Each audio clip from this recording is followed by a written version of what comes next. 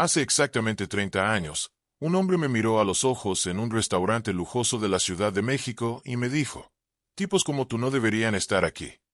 Hoy, ese mismo hombre trabaja en la gasolinera de la propiedad que yo poseo. Esto es lo que sucedió en el medio. Antes de continuar, te invito a que te suscribas a este canal. Aquí compartimos historias reales de transformación que tocarán tu corazón. Dale like si crees que la perseverancia puede cambiar un destino. Ahora sí, comencemos. Mi nombre es Miguel Ángel Rodríguez. Nací en un pequeño pueblo llamado Guanajuato, donde mi padre trabajaba en las minas de plata. No teníamos mucho, pero teníamos dignidad. A los 16 años, mi padre me llevó a la capital. Me dijo, hijo, aquí hay oportunidades que en el pueblo no existen. Pero también hay crueldad que quizás no imaginabas. Conseguí trabajo como ayudante en una construcción.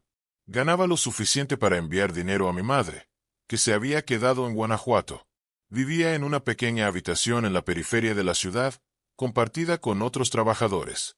Nuestro dinero era tan limitado que comíamos lo más barato: frijoles, tortillas, el pulque que nos vendían en la esquina. Un día, mientras caminaba por la avenida Reforma, vi un cartel. Una tienda departamental buscaba personal de almacén. El salario era el doble de lo que ganaba. Sin pensarlo dos veces, fui a pedir el trabajo. Recuerdo que llegué con mi única camisa limpia, aunque gastada, y mis zapatos rotos pero perfectamente lustrados. El gerente de la tienda era un hombre llamado Roberto Santillana. Tenía aproximadamente 50 años, cabello plateado, ropa cara. Me miró de arriba hacia abajo. No fue algo sutil. Su mirada recorrió mi ropa como si examinara basura. ¿Cuánta educación tienes?, preguntó. Primaria completa, señor. Sé leer y escribir bien, respondí. ¿De dónde vienes?, continuó.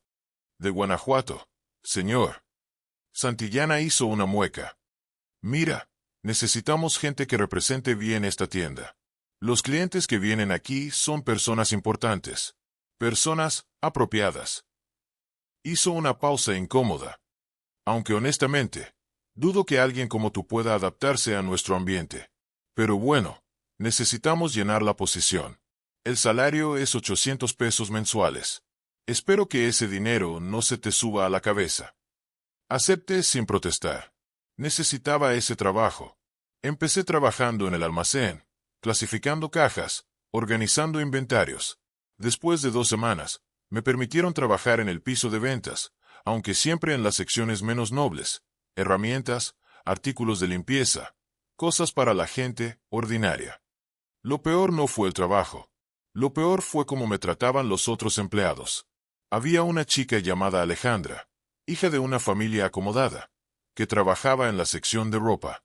Una tarde, mientras guardábamos existencias, la escuché hablando con otra empleada sobre mí. «¿Viste cómo huele?», dijo burlonamente. «Apuesto a que vive en una azotea sin agua caliente. No sé cómo el señor Santillana permite que olor a pobre invada nuestra tienda». La otra chica rió. Yo estaba detrás de una pirámide de cajas, escondido, pero lo escuché todo. Sentí que mi cara ardía, no de vergüenza, sino de una rabia contenida que nunca antes había experimentado. Ese fue el momento en que cambió algo dentro de mí. No fue un cambio de furia destructiva. Fue un cambio de determinación fría. Decidí que la ropa rasgada, el olor de trabajo honrado, la pobreza temporal, todo eso era una etapa. Una etapa que terminaría. Pero lo que no sabía era que ese camino me llevaría a un lugar que ni siquiera podía imaginar. Aquí es donde la historia se pone interesante, porque lo que sucedió después no fue casualidad. Después de ese día en la tienda departamental, observé todo con nuevos ojos. Comencé a notar patrones que antes no veía. Los clientes ricos no solo tenían ropa cara, tenían algo más. Tenían seguridad. Entraban a los comercios esperando ser tratados bien. Hablaban como si el mundo les perteneciera. Decidí que iba a aprender. Cada noche, después del trabajo, iba a una pequeña biblioteca pública en mi barrio. No tenía ni dinero para una vela extra en casa, así que leía bajo las luces de la biblioteca hasta que cerraban. Leía sobre negocios, sobre economía, sobre cómo funcionaba el dinero. Los libros estaban viejos, algunos de hace décadas, pero contenían verdades atemporales. También empecé a observar a Santillana, cómo hablaba con los proveedores, cómo negociaba, cómo hacía que la gente hiciera lo que él quería. Entendí que el poder no venía de la ropa cara o del apellido. Venía del conocimiento y de la audacia de usarlo. Un mes después, reuní el dinero suficiente para hacer algo radical. Compré un traje. No uno caro, pero uno que funcionaba. Me corté el cabello de forma diferente. Cambié mi postura. Estudié cómo caminaban los hombres adinerados. Cuando volví a la tienda al lunes siguiente, Alejandra casi no me reconoce. «Oye, ¿qué te pasó?», preguntó, sorprendida. No respondí. Solo sonreí. Santillana me llamó a su oficina ese día. Pensé que me despedirían. Pero no, dijo. He notado que trabajas diferente. Tu actitud ha mejorado. Quiero que seas supervisor del piso de ventas. 80 pesos más al mes. Era un ascenso pequeño, pero significativo.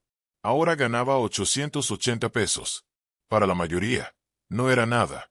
Para mí, era la prueba de que el cambio funcionaba. Lo que nadie sabía era que ya había comenzado mi verdadero plan. Conseguí un segundo trabajo por las noches. Vendía seguros puerta a puerta. Era agotador, pero cada peso que ganaba lo separaba en un pequeño bote de barro que escondía debajo de mi cama. Mi sueño no era solo ganar dinero. Era obtener respeto. Verdadero respeto. Después de 2 años trabajando en ambos empleos, había acumulado 5,000 pesos. Era una suma importante para alguien como yo. Pero no lo toqué. Seguí trabajando. Entonces, una oportunidad. Mi jefe en los seguros, un hombre llamado Don Felipe que finalmente me veía como algo más que un pobre, me presentó con un constructor. Necesitaban inversores para un proyecto de casas. Era riesgoso. Muchos pensarían que era locura. Pero yo vi algo diferente. Vi el futuro. Invertí mis 5,000 pesos. Durante un año, casi no comí. Dormía 4 horas diarias. Trabajaba 3 empleos simultáneamente. Mi cuerpo casi se quiebra, pero mi espíritu estaba más fuerte que nunca. Cuando las casas se vendieron, mi inversión se triplicó. 15,000 pesos. Más dinero del que había visto en mi vida. Fue entonces que dejé la tienda departamental. Sin ceremonias. Sin discursos. Solo le dije a Santillana, no vuelvo mañana. Su cara fue priceless. Creo que esperaba que suplicara por mi trabajo. Pero en ese momento, yo había comenzado a construir mi imperio. Lo que sucedió después, bueno, eso es lo que realmente te dejará sin palabras en la próxima parte. Si te está gustando esta historia, no olvides darle like. Ayuda mucho. Ahora sigue con nosotros a la parte 3. Habían pasado 5 años desde que dejé la tienda. Y algo extraordinario estaba a punto de suceder que cambiaría todo. Con mis 15,000 pesos, compré un pequeño local en un barrio en transición. Era un lugar peligroso entonces, pero yo veía potencial. Todos lo consideraban loco. Mi madre me suplicaba que dejara esa obsesión. Pero los que hacen fortuna, amigo, nunca son quienes escuchan a los asustados. Abrí un pequeño negocio de importación y distribución de repuestos. No era glamoroso. Ganaba poco al principio, pero aprendía cada día. Hablaba con cada cliente como si fuera un socio. Trataba a mis empleados como familia. Poco a poco, el negocio creció. 5 años más tarde, ya tenía 3 locales. 10 años después, 30. Pero la verdadera transformación sucedió cuando entré nuevamente en el mundo de los bienes raíces. Compré terrenos en zonas que otros ignoraban. Vendí en zonas donde otros tenían miedo de invertir. Mientras otros jugaban a lo seguro, yo jugaba a ganar. A los 35 años, era millonario. No solo en pesos, sino en dólares. Tenía propiedades, negocios, influencia. Recuerdo el primer día en que entré a ese mismo restaurante lujoso en la avenida Paseo de la Reforma donde, años atrás, un maitre me había negado la entrada por mi ropa raída. Esta vez, el gerente en persona me recibió. Señor Rodríguez, es un honor. La mejor mesa, como siempre. Como siempre. Ni siquiera habían pasado un año desde mi primera visita exitosa. Pero lo extraño es que el dinero ya no me satisfacía como creí que lo haría. No, lo que realmente me alimentaba era algo diferente. Era la idea de encontrar a esas personas que me habían humillado. Suena vengativo, lo sé. Quizás lo fue al principio. Pero con el tiempo, se transformó en algo más profundo. La necesidad de que entendieran que yo no era inferior. Que nunca lo fui.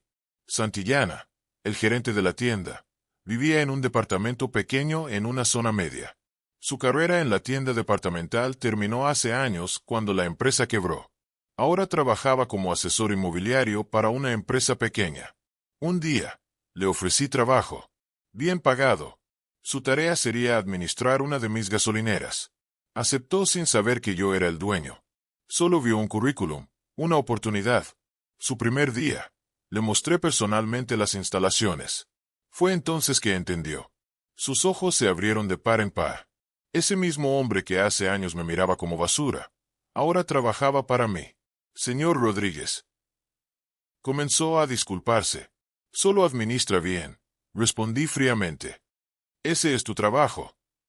¿Fue venganza? Tal vez. ¿Fue justicia? Eso es más complicado. Pero lo que aprendí es que la mejor venganza nunca es la destrucción de otros. Es la construcción de ti mismo. Con Alejandra, la chica que se burlaba de mi olor en la tienda, fue diferente. Años después, me enteré que enfrentaba dificultades financieras. Su familia había perdido todo. Discretamente, le ofrecí trabajo en uno de mis comercios. No para humillarla, sino porque entendí que el ciclo de dolor solo continúa si lo alimentamos. Y luego, llegó el momento que cambió todo nuevamente. Mantente pendiente porque lo que viene en la parte 4 te dejará sin aliento. Suscríbete para no perder un detalle de esta increíble transformación. 30 años después de ser humillado, algo sucedió que cerró un círculo que no sabía que existía. A los 45 años, ya no pensaba en esas personas. Había construido una vida plena. Tenía una familia hermosa, hijos exitosos, negocios que generaban millones. El dinero era abundante. Pero algo faltaba. Fue mi hijo quien me lo preguntó durante una comida familiar. Papá, ¿alguna vez pensaste en escribir tu historia? Creo que hay gente que necesita saber cómo pasaste de nada a todo esto. La idea me perturbó inicialmente. ¿Por qué querría revivir esos momentos de dolor? Pero después, entendí que quizás había un propósito más grande. Quizás esa historia podría cambiar vidas. Comenzamos a documentar mi vida. Viajé a Guanajuato, a mi pueblo natal. Todo había cambiado y permanecía igual simultáneamente. La pobreza seguía allí, pero también la esperanza. Fue en ese viaje que recibí una llamada de un productor de televisión. Quería hacer un documental sobre mi vida. Me ofrecía dinero, fama, una plataforma global. Pensé en mi abuela, que ya había fallecido. Ella siempre creyó en mí cuando nadie más lo hacía. Acepté el proyecto. Pero lo que sucedió durante la filmación fue inesperado. Necesitaban entrevistar a personas que me conocieran en el pasado. Personas que pudieran atestiguar la transformación. Mi productor rastreó a muchas de ellas. Alejandra, por supuesto. Ella ya sabía quién era yo. Habíamos mantenido una relación cordial durante años. Pero también encontraron a otros. Compañeros de trabajo que se habían burlado de mí. Clientes que me habían tratado mal. Y sí, encontraron a Santillana. El día de su entrevista fue especial. Apareció nervioso, envejecido. El hombre que una vez irradiaba autoridad ahora se veía frágil. Le preguntaron sobre mí, sobre cómo me trataba en la tienda. Fue hace tanto tiempo, comenzó. Creo que no me porté bien. Pero en ese entonces, pensaba que la gente como él no pertenecía a ciertos espacios. ¿Gente como él?, preguntó el entrevistador. Santillana hizo una pausa larga. Sus ojos se llenaron de lágrimas. Gente pobre. Gente que no tenía las oportunidades que yo tuve. Fue vulnerable. Fue honesto. Y fue profundamente humano. Cuando terminó la entrevista, se acercó a mí en los camerinos. Yo estaba esperando su turno de preguntas. Miguel, dijo, usando mi primer nombre por primera vez en 30 años. Siento lo que pasó. Siento quién fui. No sé qué respondí exactamente. Recuerdo que lo abracé, porque en ese momento, entendí algo crucial. Él también era víctima de un sistema. Un sistema que nos dividía, que nos hacía creer que algunos merecían respeto y otros no. La venganza, si la llamaba así, se transformó en compasión. El documental fue transmitido en toda América Latina. Millones de personas lo vieron. Pero la reacción que más me impactó fue la de personas como yo. Gente pobre que se atrevió a soñar después de verlo. Una mujer me escribió: vi tu historia y entendí que mi pobreza actual no define mi futuro. Un hombre escribió: tú me diste permiso para creer que soy más que las circunstancias. Eso fue más valioso que todo el dinero del mundo. Pero entonces, sucedió algo que nadie esperaba. Algo que llevaría esta historia a un lugar completamente diferente. Si aún no te has suscrito, este es el momento perfecto. Porque lo que sucede en la parte 5 es definitivamente inesperado. Dale like y prepárate. Después del documental, creí que mi historia había terminado. Pero estaba equivocado. Lo mejor estaba por venir. 2 años después del lanzamiento del documental, recibí una visita inesperada en mi oficina principal. Era un hombre mayor, aproximadamente mi edad, que no reconocía. Señor Rodríguez, mi nombre es Carlos Mendoza. Se presentó. Vi su documental. Necesitaba conocerlo en persona.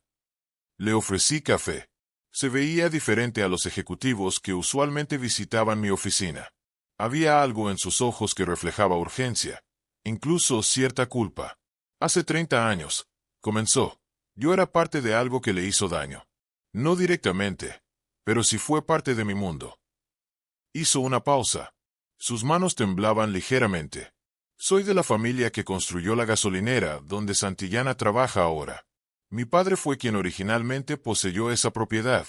Durante años, fue un lugar donde hombres como usted no eran bienvenidos. Mi padre tenía claras sus ideas sobre quién debería entrar y quién no. Me quedé en silencio, esperando a que continuara. Mi padre falleció hace 5 años, continuó Carlos. Descubrí documentos de su vida privada, diarios que escribía. En ellos, describía sus arrepentimientos. Específicamente, mencionaba a personas como usted, gente que su prejuicio mantuvo fuera. Carlos respiró profundamente. Verá, señor Rodríguez, yo no soy como mi padre. He pasado mi vida tratando de deshacer los daños que él causó. Cuando vi su documental, entendí que una de esas personas que él excluyó había prosperado no a pesar de su rechazo, sino quizás, en parte, gracias a él. Porque usted usó el rechazo como combustible. No sabía qué decir. He vendido todo lo que mi padre me dejó, explicó. Sus propiedades, sus negocios. Y he hecho algo que quiero que sepa. Sacó un sobre de su chaqueta y lo puso sobre mi escritorio. Dentro de este sobre hay documentos de propiedad. Son tierras en Guanajuato, específicamente en su pueblo natal. Quiero que construya algo allí. Una fundación, una escuela, lo que usted crea conveniente. No lo hago porque le deba algo. Lo hago porque creo que es lo correcto. Abrí el sobre con las manos temblando. La propiedad era extensa. Valía millones. ¿Por qué haces esto?, pregunté. Porque mi padre creía que las personas nacían predestinadas a ciertos lugares en la sociedad. Usted demostró que eso es una mentira hermosa. Y las mentiras hermosas necesitan ser escuchadas por todo el mundo. Ese encuentro cambió mi perspectiva definitivamente. Construimos la Fundación Miguel Ángel Rodríguez en Guanajuato. Una institución dedicada a educar niños de familias pobres. No solo les enseñamos académica, sino mentalidad emprendedora. Les enseñamos que su situación actual no es su destino final. En los 5 años siguientes, más de 1000 niños pasaron por esa fundación. Algunos de ellos ahora tienen negocios propios. Otros estudian en universidades. Otros simplemente rompieron el ciclo de pobreza en sus familias. Alejandra, la chica que se burlaba de mí, ahora trabaja como directora de educación en mi fundación. Un día me preguntó por qué la contraté después de lo que hizo hace tantos años. Porque entendí que ella también fue víctima, le respondí. Víctima de un sistema que nos enseña a despreciar lo diferente. Y creo que la redención es posible para todos. Ella lloró. Y en ese momento, supe que finalmente habíamos cerrado ese capítulo. Pero lo más importante estaba por llegar. Estamos cerca del final de esta historia extraordinaria. Pero la conclusión en la parte 6 te dejará reflexionando durante semanas. Mantente con nosotros. Todo lo que sucedió llegó a un punto que jamás imaginé. Una noche, una llamada cambió todo definitivamente. Tenía 55 años cuando recibí la llamada que quizás esperaba inconscientemente desde hace 3 décadas. Era Santillana. Su voz sonaba diferente, más calmada, más resuelta. Miguel, dijo directamente. Necesito hablar contigo. En persona. Nos encontramos en un café cerca de su hogar. Era un lugar sencillo, nada pretencioso. Él ya estaba allí, esperándome. Se veía cansado. Los años de trabajar en mis gasolineras lo habían envejecido, pero parecía estar en paz. Siento que es hora de cerrar esto. Comenzó sin preámbulos. He estado trabajando para ti durante 17 años. He visto cómo tratas a las personas. He visto cómo la gente que tiene acceso limitado en la sociedad prospera bajo tu liderazgo. Quiero que sepas que ese cambio en mí no es reciente. Hizo una pausa. Años atrás, cuando Alejandra te dijo todas esas cosas horribles, yo estaba en la oficina. No participé en la burla, pero tampoco la detuve. Ese fue el momento en que comenzó el cambio dentro de mí. Ver ese acto de crueldad gratuita me hizo cuestionar quién era yo realmente. Pasé años ocultándome de esa verdad, pero trabajar para ti me obligó a enfrentarla. Nos miramos en silencio. Ahora, continuó, necesito hacer algo importante. Estoy dejando este trabajo, pero no para huir, sino para comenzar algo propio. Quiero abrir una academia de oficios, para personas que, como lo fuiste tú, están buscando oportunidades pero no tienen puertas abiertas. Era un giro hermoso, inesperado, pero perfecto. Te apoyaré, le dije. Y lo hice. Invertí en su proyecto. Hoy, su academia ha entrenado a más de 2000 personas. Pero la verdadera conclusión de esta historia llegó después. Mi hijo mayor, quien presionó para que contara mi historia, decidió estudiar economía social. Ahora trabaja creando modelos de negocio que combinan rentabilidad con impacto comunitario. Mi hija menor se convirtió en abogada especializada en derechos laborales. Mis hijos no heredaron solo dinero. Heredaron una misión. Un día, mi hijo me preguntó, «Papá, ¿te arrepientes de haber sido pobre?» Fue una pregunta profunda. Pensé largo tiempo antes de responder. No me arrepiento de la pobreza. Finalmente dije. Me arrepiento de nada que construyó lo que soy. La humillación que sentí, el hambre que sufrí, las puertas que se cerraban. Todo eso me enseñó algo que el dinero nunca hubiera podido comprar. La empatía. La comprensión de que el sistema que nos divide es una construcción humana. Y las construcciones humanas pueden ser deconstruidas. Ahora, a los 60 años, tengo todo lo que un hombre podría desear. Pero lo más importante no está en mis cuentas bancarias. Está en las vidas que hemos tocado. Hace poco, una mujer se acercó a mí en la fundación. Me dijo que su hijo era beneficiario años atrás, y ahora era profesor. Ella lloró mientras me agradecía. Usted no solo le dio una beca, dijo. Usted le dio permiso para soñar. Esa fue la mejor recompensa. La verdad es que nunca realmente compré lo que otros solo podían mirar. Lo que hice fue construir algo mucho más valioso. Un mundo donde menos personas necesitaban mirar desde afuera. Y esa, querido oyente, es la verdadera historia de transformación. No es sobre venganza. No es sobre dinero. Es sobre redención. Es sobre entender que el dolor puede convertirse en propósito. Si esta historia te tocó el corazón, compártela. Porque alguien en tu vida necesita escuchar que su presente no define su futuro. Gracias por acompañarme en este viaje de 30 años. Nos vemos en la próxima historia. Si te gustó esta serie completa, suscríbete a nuestro canal y activa la campana de notificaciones. Próximamente, traeremos historias igual de impactantes. Que descanses bien, amigo.